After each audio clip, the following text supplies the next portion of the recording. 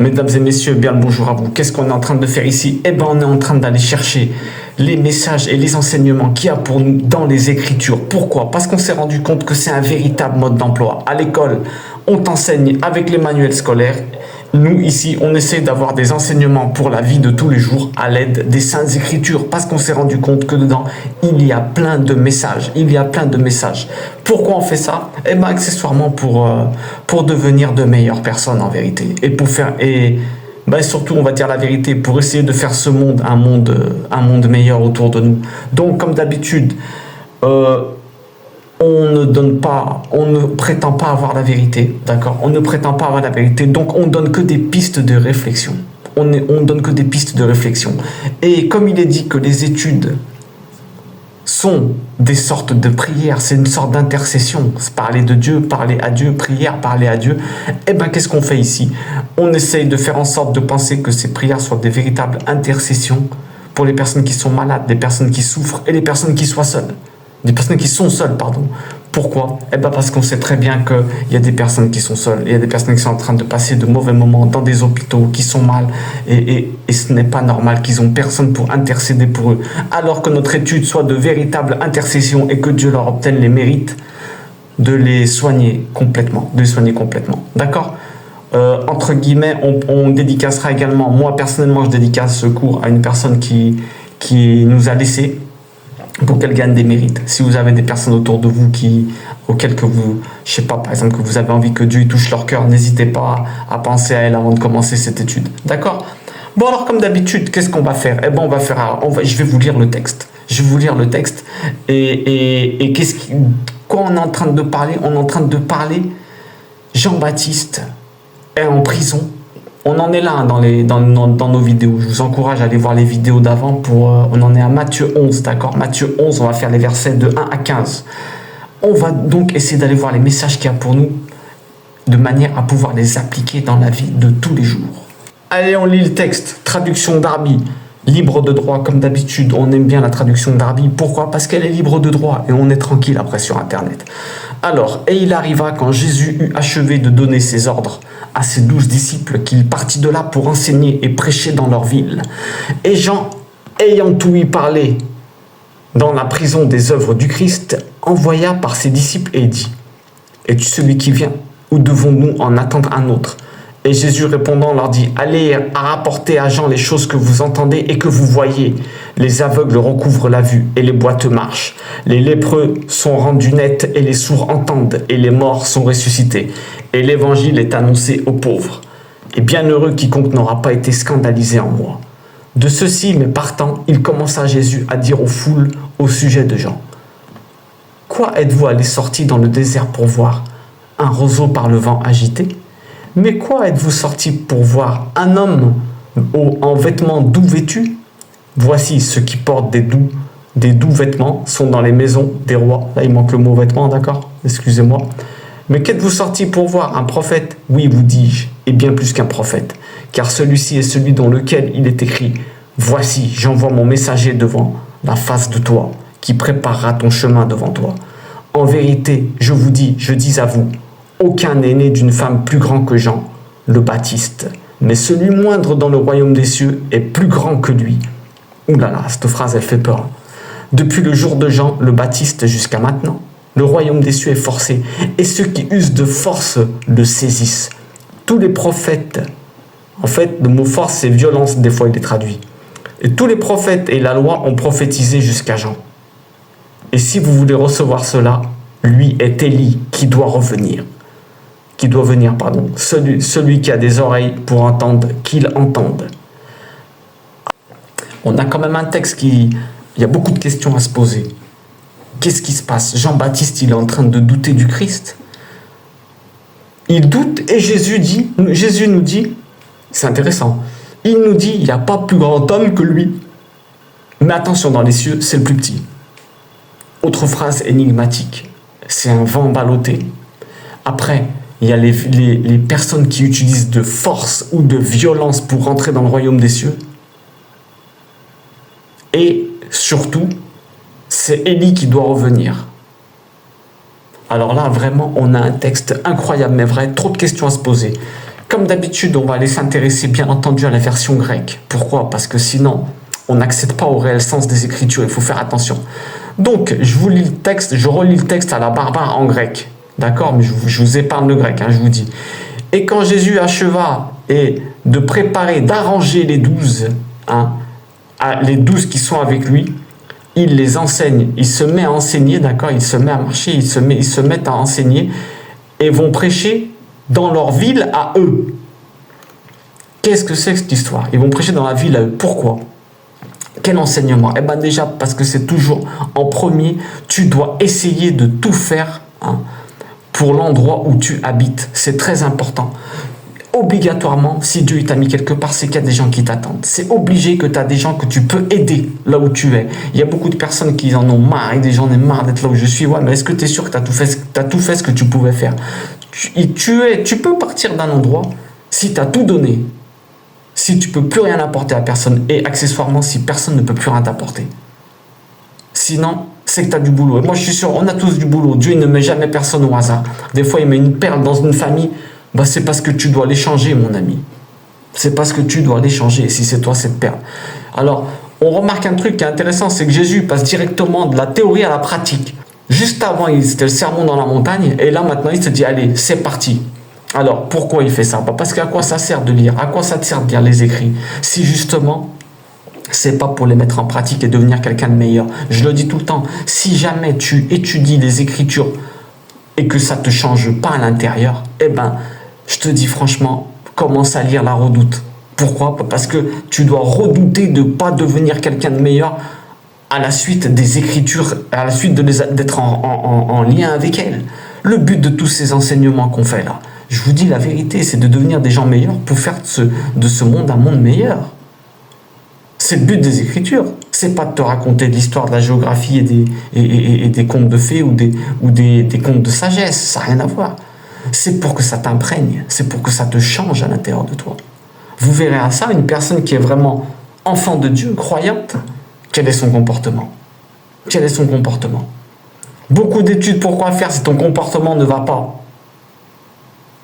Si ça ne t'aide pas à changer. Et justement, en te voyant agir, c'est la meilleure manière que tu auras d'évangéliser. Évangéliser, j'aime pas trop ce terme, mais de montrer qu'il y a un Dieu, on dira. Toi, tu dois être la preuve qu'il y a un Dieu. Quand on te dit, prouve-moi que Dieu il existe, tu dis moi. Les gens doivent se dire, waouh, Dieu il existe, regarde comment il est lui. Incroyable. On revient à notre texte. Pourquoi il va dans leur ville en premier? Quel enseignement? Parce qu'on a bien dit comme avant d'aller chercher à améliorer le monde, tu dois tout faire chez toi pour les gens qui sont autour de toi. À quoi ça sert de tout donner, À quoi ça te sert? Si tu as tout donné, comme on a dit, à quoi ça te sert d'aller tout donner dehors alors que chez toi, dans ta maison, tes frères, tes parents, tes grands-parents, ils ont besoin de toi. Quand tu te sens rejeté d'un endroit, autorité, personne, la famille, tu peux partir. Là, tu peux partir. Mais attention, garde toujours des nouvelles, de loin. Ton devoir, c'est toujours de prendre des nouvelles, même si c'est de loin. Il y a une règle qui est importante que je voulais vous dire, c'est que c'est interdit d'aller ailleurs. C'est interdit d'aller ailleurs pour améliorer ta vie, si déjà tu as tout ce qu'il te faut. Par exemple, c'est considéré comme de l'avarice. Tu as tout ce qu'il te faut et toi, tu te dis, allez, je vais encore plus loin. C'est pas bon. Si tu es déjà bien où tu es, fais bien attention, reste chez toi, parce qu'il se peut que tu empires.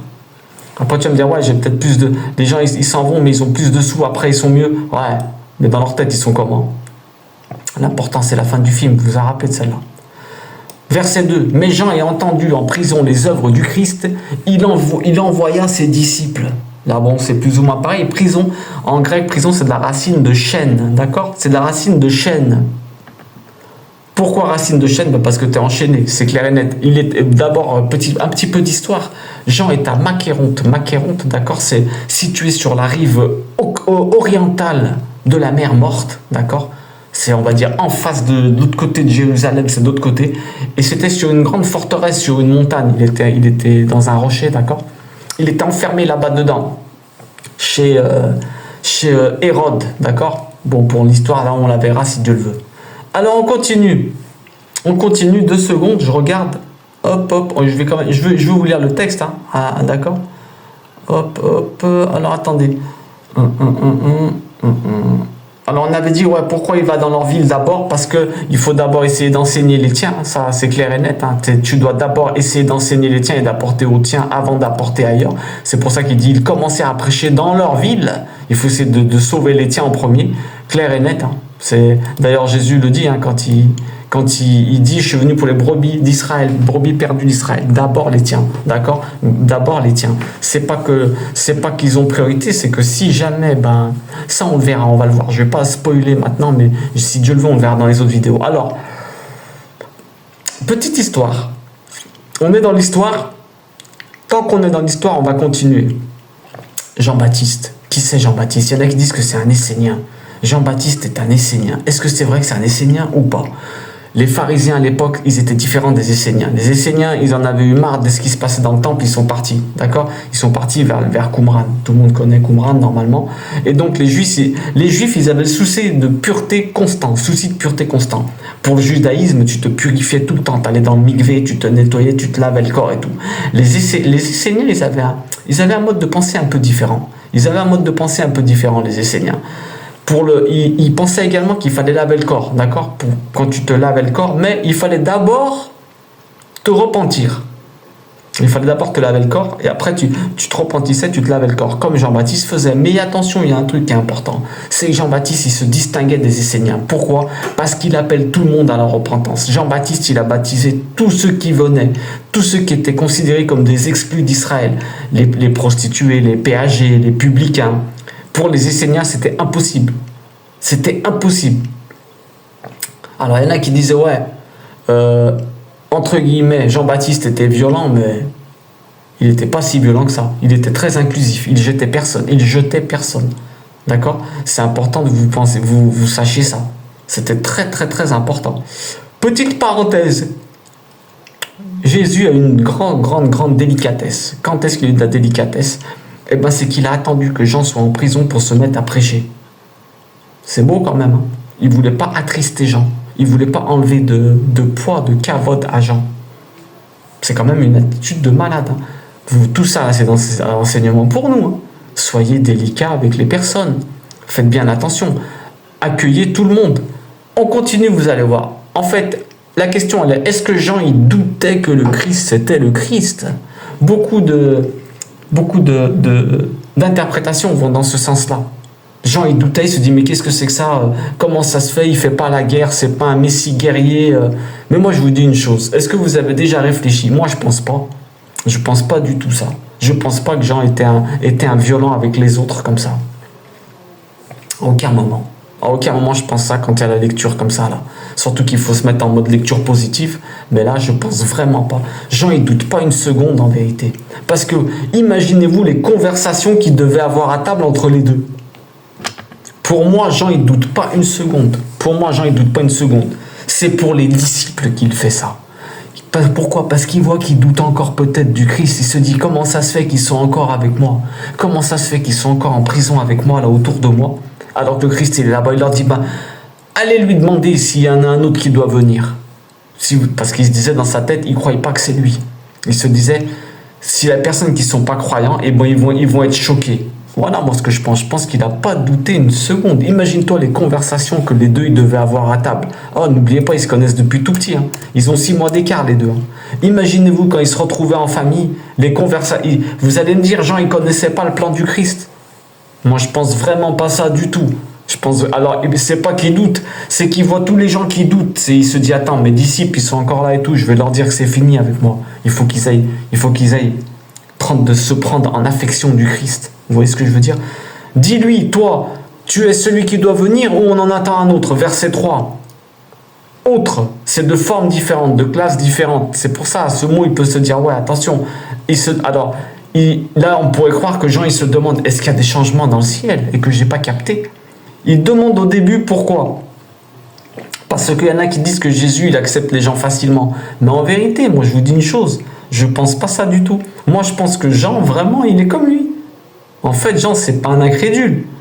Il y en a qui disent que c'est un incrédule. Mais non, il n'a pas douté. Moi, je pense pas qu'il a douté en vérité. Je pense vraiment pas qu'il a douté. Je pense pas ça. Je tiens à parler de cette interprétation parce que justement, je pense pas celle-là. Qu'est-ce qu'il répond? Et répond, Jésus leur dit, retournez vers Jean et entendez et regardez. Retournez, d'accord? Allez l'avertir, ramenez-lui la nouvelle, d'accord? Allez l'informer, regardez. Regardez ce que vous entendez, ce que vous regardez. Regardez, ça veut dire ce que vous comprenez également. C'est ce que tu comprends à l'intérieur de toi, d'accord? C'est très important. Les aveugles revoient. D'accord, les aveugles revoient. Les aveugles dans la Bible, c'est pas forcément ces symboles de pauvreté mentale également. D'accord, c'est pas forcément un aveugle qui voit pas. Pauvreté mentale, racine de l'orgueil, vanité, insouciant, stupide et racine de fumée en grec. C'est la personne qui vraiment a un aveugle, il n'a pas envie de voir la vérité. Alors là, il lui dit, les aveugles les revoient, les boiteux, ceux qui marchent dans le droit chemin, les estropiés qui n'ont qu'un seul pied qui marche, ceux qui vont pas dans le bon chemin. Les lépreux sont purifiés. Les lépreux sont ceux qui ont des croûtes. La lèpre, c'est quoi? C'est des écailles, en fait, en grec. Ceux qui ont des écailles dans les yeux, qui, eux, et qui sont purifiés. Ça, purifier, le mot purifier, ça signifie, en vérité, ça signifie rendre utile la personne. Purifier, c'est les rendre utiles une fois de plus. D'accord? Alors, les lépreux sont purifiés, les muets entendent. Les muets et les sourds, c'est la même chose bibliquement, d'accord? C'est le même mot. Les muets entendent, les sourds reparlent, les muets reparlent et les sourds entendent. Je m'embrouille avec les deux. Hein. Les morts sont relevés. Les morts sont relevés. Imaginez-vous les morts, ceux qui n'ont plus aucune envie de vivre. Ils sont relevés, c'est-à-dire éveillés, sortis de leur sommeil. Incroyable mais vrai. Et les pauvres annoncent la bonne nouvelle. Les pauvres, racines de chagrin, descente, autorité mauvaise, ils sont sous l'autorité d'un mauvais esprit. Eh bien, ils se prosternent. Vous imaginez, ceux qui étaient sous l'autorité d'un mauvais esprit, ils s'en vont annoncer la bonne nouvelle, l'évangile en grec. On parle de le Christ. Il leur donne la prophétie de Ésaïe 35,5, pour ceux qui savent, et 61,1. Et après, il se dit, c'est important. Pourquoi? Parce que, regardez, je vous lis Ésaïe 61,5, vous allez comprendre. L'Esprit du Seigneur l'Éternel est sur moi, parce que l'Éternel m'a oint pour apporter la bonne nouvelle aux débonnaires. Débonnaires en termes de Darby, d'accord? Il m'a envoyé pour panser ceux qui ont le cœur brisé, pour proclamer aux captifs la liberté, et aux prisonniers l'ouverture de la prison. Eh ouais, qu'est-ce qui se passe là? Les disciples, en vérité, ils se posent des questions, parce que justement, Jean, il est en prison. Il choque pourquoi quand il voit Ésaïe? Parce que justement, il réalise, et donc il croit que le Christ, c'est le Christ. Ils lui disent, waouh! Il s'adresse même à Jean qui est en prison. C'est énorme ce qu'il est en train de dire. Jésus dit qu'il est venu libérer les prisonniers. Alors les disciples de Jean se demandent pourquoi. Pourquoi il dit la phrase d'Ésaïe? Puisque justement, il libère ceux qui sont en prison. Jean fait ça pour que chaque fois qu'on se sent, écoutez bien, Jean il a fait ça pour que chaque fois qu'on se sent en prison, nous-mêmes, il y a un message pour nous. Eh bien on se rappelle et on se souvienne qui était le Christ. Il relevait des morts, il enlevait les couvercles aux aveugles de leurs yeux, attention, métaphorique, il faisait entendre les personnes, faisait parler les faibles, ceux qui étaient faibles d'esprit, ils se mettaient à parler. Vous imaginez le personnage du Christ qui c'était?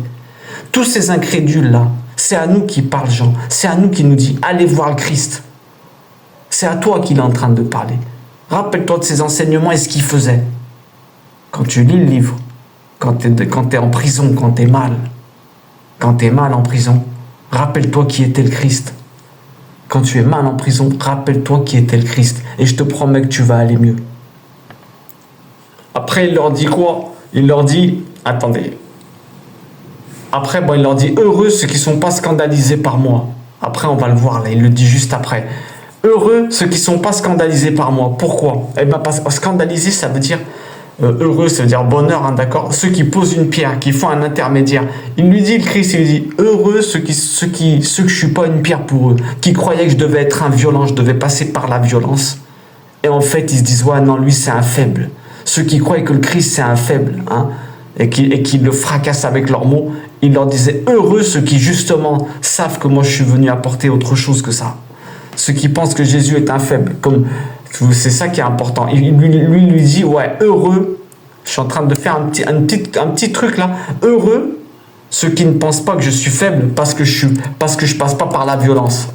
Vous vous rendez compte combien il y en a qui pensaient peut-être ça à l'époque? Vous vous rendez compte combien il y en a qui devaient penser ça? Il te montre par quoi il faut passer. Tu veux gagner des cœurs, il ne faut pas être un violent. Enseignement du Christ, incroyable mais vrai. Tu veux gagner des cœurs, changer des aveugles, des boiteux, tout ça. Il ne faut pas être un violent avec eux. Tout ce texte, il est basé là-dessus. Ne pas être un violent avec les autres. Vous allez vite comprendre, écoutez bien, vous allez voir les messages pour nous extraordinaires. Vous allez voir, on continue. Alors attendez. En fait, il leur dit, il y en a qui écoutent, ils ne comprennent rien. Il y en a dans cette histoire, ils ne comprennent pas. Il lui dit, heureux ceux qui ne doutent pas de mes enseignements, que je ne sois pas une chute pour eux, parce que s'ils le taillent, quand le Christ il se fait tailler, ils auront des comptes à rendre, parce qu'ils sont en train de tailler le bien. D'accord? Ceux qui disent, ouais, c'est pas un violent et tout, il sert à rien. Ah bon, là, eux, ils ramassent, il leur dit, heureux ceux qui ne sont pas scandalisés en moi, qui vont pas faire n'importe quoi, ils vont pas chuter à cause de parler mal de moi, hein, et qui ne le prennent pas pour un fou, et qui savent que la délivrance ne se fait pas par l'épée. C'est beau quand même, hein, c'est beau quand même. Tu délivreras pas une personne par l'épée, c'est faux. C'est avec la douceur que tu le ramèneras, la douceur qu'utilisait le Christ. Enseignement de malade pour nous. Vous voulez changer des gens? Regardez comment il faut faire. Hein. L'épée, elle ne changera rien. Verset 7. De ceci, mais partant, il commença à dire aux foules au sujet de Jean, qu'avez-vous laissé dans le désert pour aller voir? Un roseau par le vent agité? Alors là, c'est important. Il y en a, ils commençaient à partir. C'est pour ça qu'il leur dit, ouais, heureux ceux qui ne sont pas scandalisés. Ils commençaient à partir, les gens. Regardez ça. Et il leur dit, la foule, c'est les heureux, la foule, c'est considéré comme... En fait, c'est des gens qui sont inconscients. Les personnes inconscientes en grec, c'est important de voir ça. C'est important de remarquer que la foule, c'est des gens qui n'ont pas conscience. D'accord? Foule, ça peut être également les personnes qui n'ont pas conscience. Là, c'est bien traduit. Donc, roseau. Un roseau, qu'est-ce que c'est? Alors, ça peut être, en grec, ça peut être une canne, une plume. C'est quelque chose qui est fait pour mesurer, pour écrire. D'accord? Excusez-moi, j'ai éternué, j'ai coupé pour pas que vous voyez ça. Donc, le roseau, c'était quelque chose qui était... C'est intéressant parce que les Égyptiens, pour eux, c'était une sorte de... Ça symbolisait la fertilité, la protection et l'amour. Et la préoccupation pour la famille. Mais nous, on n'est pas des Égyptiens. Donc, nous, on va voir le grec, là. C'est surtout le grec qu'il faut aller voir. En fait, on a dit que ça pouvait vouloir dire une canne, une plume, quelque chose qui sert à mesurer et à écrire, d'accord? C'est intéressant. Donc, en hébreu, c'est agmon, d'accord? C'est compliqué à dire, hein. Ça veut dire triste et pencher la tête, de la racine de agam, troublé. Alors, il est en train de leur dire, vous êtes allé voir quelqu'un qui est triste et qui baisse la tête, là? Regardez la symbolique. Dès qu'il y a du vent, le vent en grec, c'est tourbillon, la tempête. Vous allez voir quelqu'un, vous croyez que vous allez voir quelqu'un qui baisse la tête quand il y a le tourbillon et il y a le vent? Il est en train de baisser la tête devant moi. Il leur dit, allez le voir. Mais non, il leur dit, faites bien attention. Laissez Jean à l'honneur qu'il mérite. Laissez Jean à l'honneur qu'il mérite. Il leur dit, je veux que vous sachiez une chose. C'est vrai que vous allez venir avec moi maintenant. C'est tout du subtil, le message là. C'est vrai que vous allez venir avec moi maintenant. Mais ne croyez pas que Jean c'est un faible. Gardez bien dans votre tête quel genre de personne c'était. Parce que c'est justement le comportement de Jean qui permet d'arriver au ciel. Écoutez comment c'est énorme ce qu'il est en train de leur dire. Vous croyez que vous allez voir un roseau là? Quelqu'un qui baisse la tête comme ça et que dès qu'il y a le vent, il est en prison. Il baisse la tête, il dit allez avec lui et maintenant c'est un faible. Écoutez bien, il remet Jean à sa juste valeur là. Et ouais, parce que là, vous savez qu'un roseau, ça plie facilement. Donc, ça fait quoi? Il change de direction avec le vent. Il est instable, tout le contraire de Jean. Tout le contraire de Jean. Il est resté fidèle à son engagement, quitte à perdre la vie. Il est condamné jusqu'à la mort. Il a fait la même chose que le Christ pour dénoncer le mal. Vous vous rendez compte? Dénoncer le mal. Est-ce que nous, on est des gens comme ça? Faut qu'on soit... C'est nous les gens en vérité, hein. On continue. Mais qu'est-ce que vous êtes sortis voir? Verset 8. Un homme, vêtements de doux vêtu, ou qui porte du doux. Ceux qui portent du doux vêtu sont dans les maisons des rois. Alors, doux vêtu, ça veut dire efféminé, d'accord? Féminin, féminin, des vêtements féminins. Mais attention, on ne parle pas d'homme-femme. Là, féminin, ça veut dire qu'il y a une partie, on a tous une partie féminine en nous. Du côté, on va dire, plus miséricordieux. D'accord? Il dit, vous êtes allé voir qui? Vous êtes allé voir un homme doux vêtu qui s'habille de manière douce pour rentrer dans les palais des rois. Il leur dit, mais non, vous êtes allé voir quelqu'un qui est enfermé dans un palais d'un roi, là. Faites bien attention à la personne que vous allez voir. Il n'est pas allé là-bas pour la commodité. Rappelez-vous qu'il est rentré là-bas dedans parce qu'il s'est mis à parler. Il s'est mis à parler. Regardez le comportement que vous devez avoir. N'allez pas baisser la tête devant les rois et rien leur dire quand ça va pas. Devant les grands, vous devez parler aussi. Vous devez dire ce qui ne va pas, même devant un grand. N'allez pas avec des vêtements efféminés, doux pour rien, c'est-à-dire avec la douceur comme ça, avec des gens qui méritent un petit peu de rigueur des fois. Rigueur, je dis pas de parler méchamment, je dis de leur dire les choses. C'est très important de leur dire les choses aux gens. Et surtout, n'ayez pas peur des grands. Vous n'êtes pas allé voir quelqu'un qui est rentré de manière douce dans un palais. Vous êtes allé voir quelqu'un qui, parce qu'il a parlé, est dans une prison dans ce palais. Tout le contraire des vêtements doux. Et d'ailleurs, lui, il n'était pas vêtu de doux vêtements. C'est incroyable, hein, c'est incroyable ce texte-là. C'est incroyable. C'est incroyable. On continue. Mais qui êtes-vous sorti voir? Un prophète? Oui, je vous dis, et bien plus qu'un prophète. Pourquoi bien plus qu'un prophète? Un prophète, c'est quoi? C'est quelqu'un qui sait interpréter la parole de Dieu, d'accord? Qui sait corriger les mœurs, il sait interpréter, il connaît bien le passé. Pourquoi? Il va te dire, il connaît tellement la parole de Dieu qu'il va te dire, fais gaffe ce qui se passe, fais gaffe, si on continue comme ça, on va ramasser.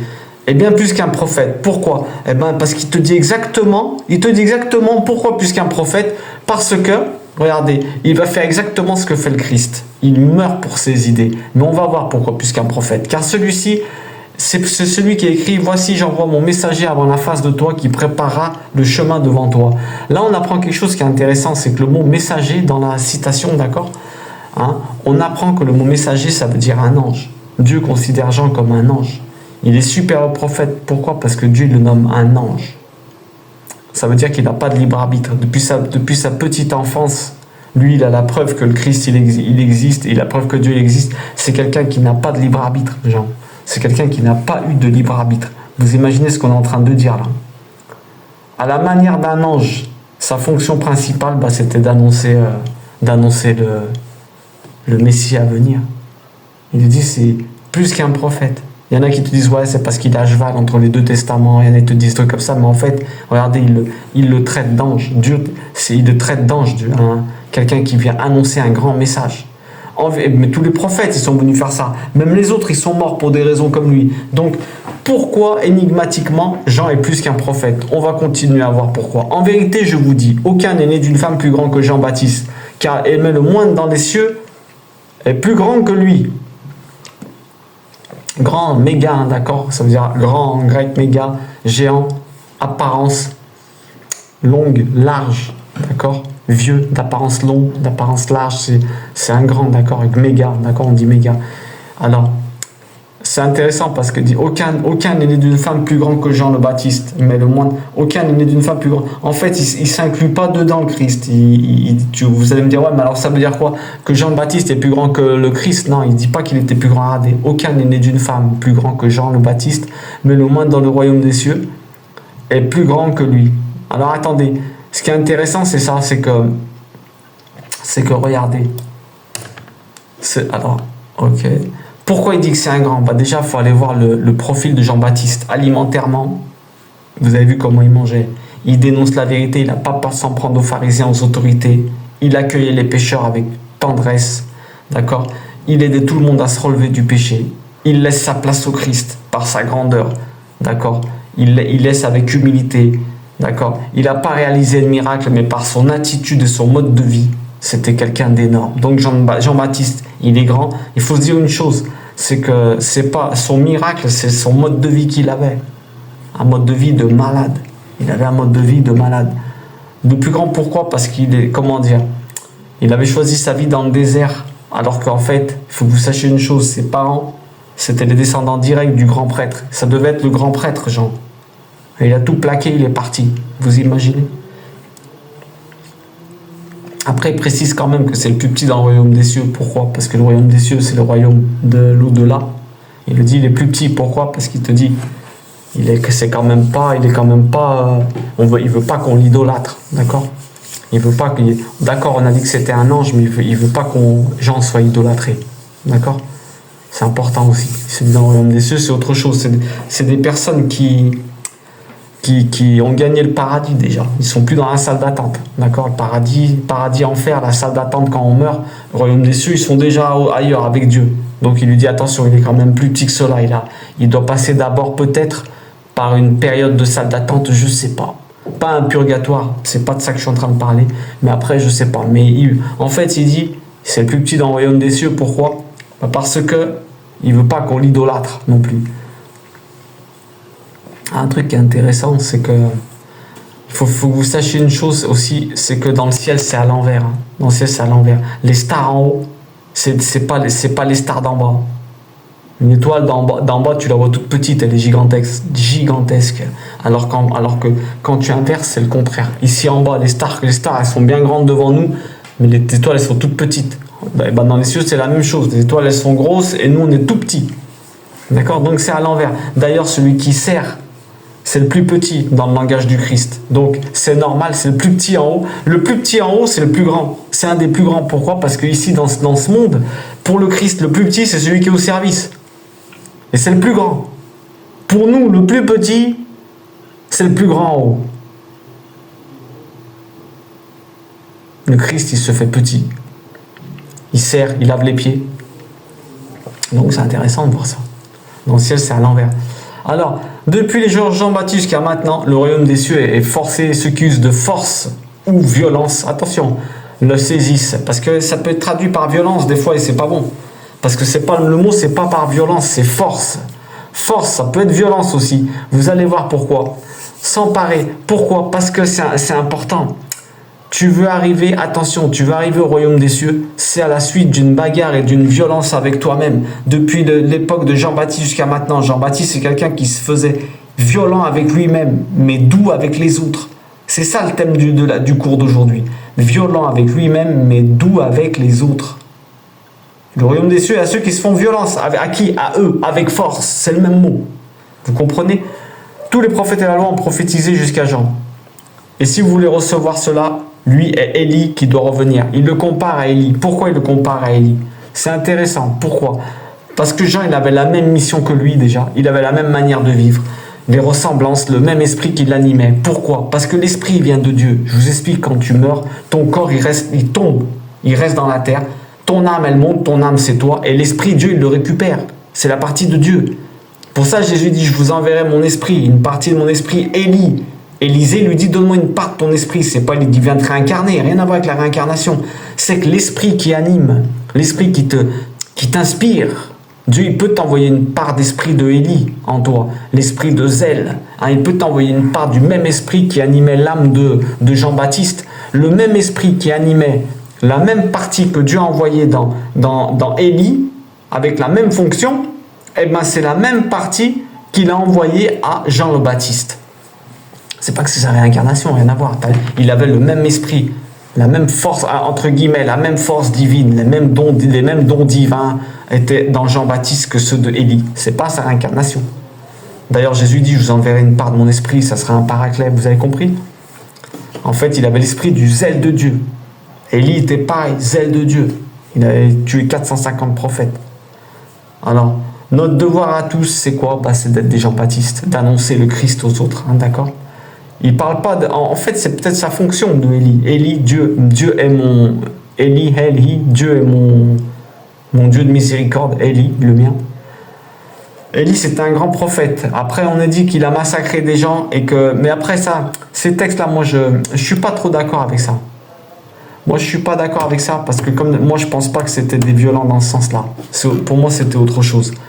Alors, celui qui a des oreilles pour entendre, qu'il entende. Qu'est-ce que ça veut dire? Oreille, d'accord. Le mot entendre, c'est comprendre, d'accord. Celui qui a des oreilles, qui se casse la tête à comprendre. Il parle des oreilles spirituelles, d'accord. On n'est pas en mode réincarnation, d'accord. On n'est pas en mode réincarnation. Élie, Jean-Baptiste, Dieu a mis la même part d'esprit, on dira la même inspiration et les mêmes dons et talents à Jean que ceux de Élie. C'est pas pareil la réincarnation. Alors moi je vous dis une chose, résumé de ce texte pour nous.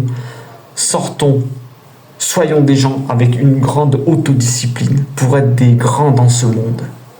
Des grands dans ce monde. Les plus grands dans ce monde, nous dit Christ, c'est ceux qui sont comme Jean, qui ont cette autodiscipline qu'il a.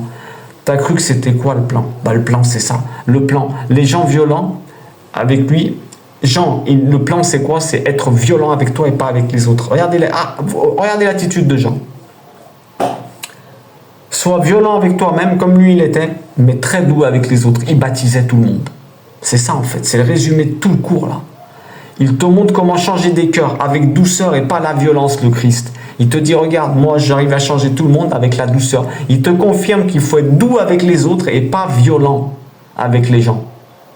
Violent avec toi. Tu veux gagner le monde d'après, il faut dire la vérité, d'accord? Il faut dire la vérité comme Jean. Toujours dire la vérité, ne pas avoir peur des personnes qui sont au-dessus. Dire la vérité, être rigoureux avec soi-même, être violent, utiliser de force pour pouvoir entrer dans le monde des cieux. C'est ça en vérité. Et doux avec les autres. Tu accueilles tout le monde, altruiste, tout le monde. Message principal, jusqu'à aujourd'hui, il n'y a pas plus grand né d'une femme. Tu peux être comme Jean. Tu peux être comme Jean. Les violences s'emparent du royaume des cieux. Il faut être violent, il faut avoir l'attitude de Jean-Baptiste et tu seras un grand. D'accord? C'est très important. Et garde l'humilité, tu seras pas non plus un tzadikim comme ceux qui sont au ciel. Tu seras pas Gardons l'humilité, je te le souhaite. Je dis tu ne seras pas, mais je te le souhaite quand même.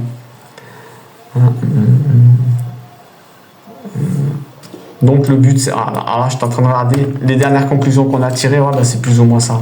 Il faut être des personnes qui sont comme Jean. Le but, c'est ça, c'est ce qu'on a dit. Doux avec les autres, violent avec toi-même. C'est ça le message.